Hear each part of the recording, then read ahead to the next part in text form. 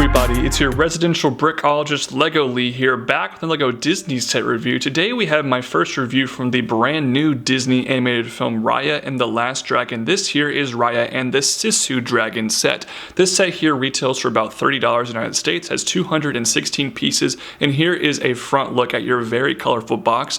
There is a quick look at the back of the box showing off some of the play features of this set. Two instruction manuals are included with this set. The first one has exactly 50 pages of building, and the second one has exactly 30 pages of building. And before we get started with today's review, please check the description down below. You can follow me on my Instagram page, and also please check out my Patreon page as well. I would love to get your support. Any little donation helps, and you get some also access to awesome exclusive content. And also, don't forget to subscribe to this here YouTube channel.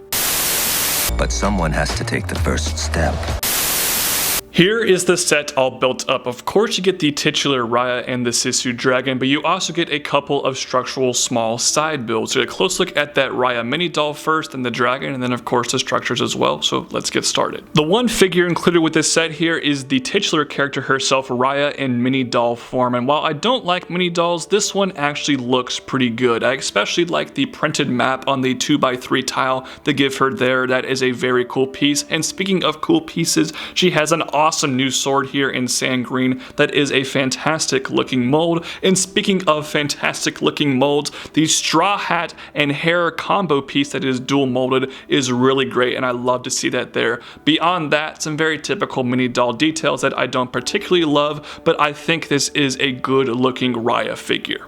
Definitely the most unique thing in this set here is the build for the Sisu Dragon. This thing is unlike anything I've ever built in Lego form. The pieces used here are extremely unique and very colorful, and honestly, I think it looks very, very good. And I think a good place to start here is the head of this dragon. This piece here is insane.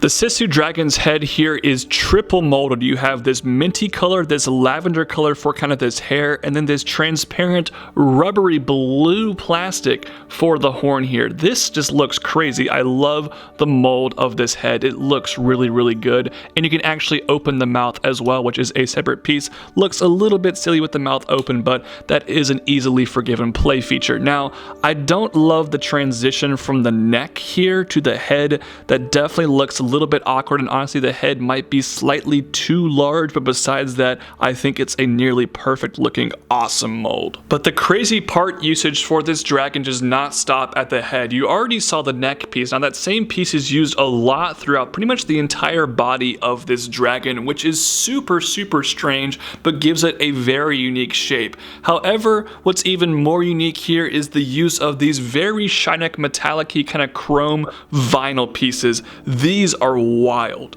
To be honest, my camera is having a really hard time focusing on these vinyl pieces because they're honestly so shiny and reflective, it just can't seem to pick up the image here, which is a testament to how cool these things look. Mirrored versions of the same vinyl element here are used for the torso, which give it a very cool shape, but honestly, an even cooler looking vinyl part is the one at the end of this dragon's tail. I love the design of this piece. This looks great, and the tail has a pretty unique piece right here as well. Just some crazy looks with this dragon. And finally, the Sisu Dragon here even has some nice articulation. I already showed you how the mouth can open, the head can also rotate 360 degrees, which is always nice to see, and each of the legs are attached via mixel ball joints, which I love as well, and even the feet can move up and down, and you can twist the tail around in only one direction, but it still works out really well. I think this dragon here is just pretty much a home run. This is a great looking build.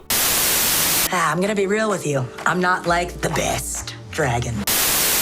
The first of our two structural side builds here is this small little waterfall. Now honestly, not too many pieces are used here, but I think this looks pretty great. I especially love the colors, the uses of teals, kind of an electric blue, and of course the white and gold just all work so well together to give this thing a really awesome looking aesthetic. I love this little design down here and this design up top. That looks pretty awesome, and there's even a pretty cool little play feature here. First off, this waterfall uses a really interesting color, kind of a glittery color for that piece there, which is cool. And the play feature here is you can push this up to kind of go underneath the waterfall. Honestly, that play feature isn't all that interesting, but this thing, it just looks good. And And finally, here is the bigger of the two structures in this set, which is actually a piece of a larger temple that is the biggest set from this line. You can see it on the back of the box, how those two connect. Now, this looks interesting from the outside here. This coral piece looks very out of place if you ask me.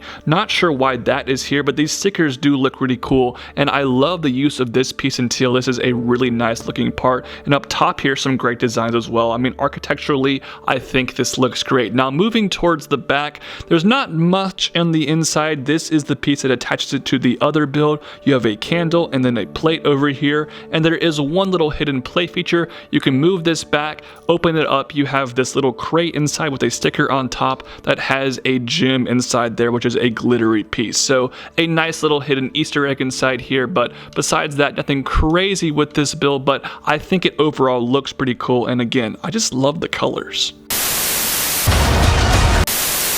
Bringing everything here together for my final rating on the Raya and the Sisu Dragon set, I am honestly kind of shocked.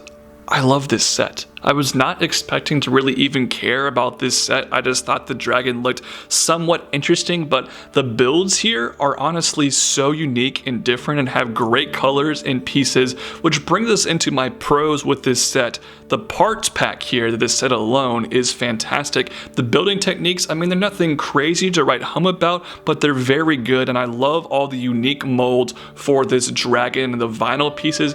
Everything here just works out really well. Also, the $30 price point seemed bad at first, but it's a very large dragon and two pretty decent sized side builds. I think this set is easily worth $30. As for cons with this set, I've mentioned this in other reviews. I don't like mini dolls. I think they set a bad precedent for little girls with body shapes. That's a whole nother issue for an entirely different video, so I wish Raya was a minifigure rather than a mini doll, and the price per piece isn't good. However, I already mentioned that I think the price is actually completely worth it because of the amount of stuff and unique pieces you get here. So bringing everything together, this is a shockingly great set. I was not expecting to love this set as much as I ended up loving it. That's why this set here is going to get a 9 out of 10. This is seriously a really good set, and I couldn't really recommend it enough.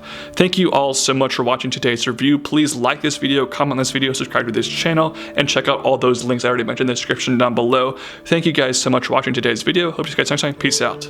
Bye bye.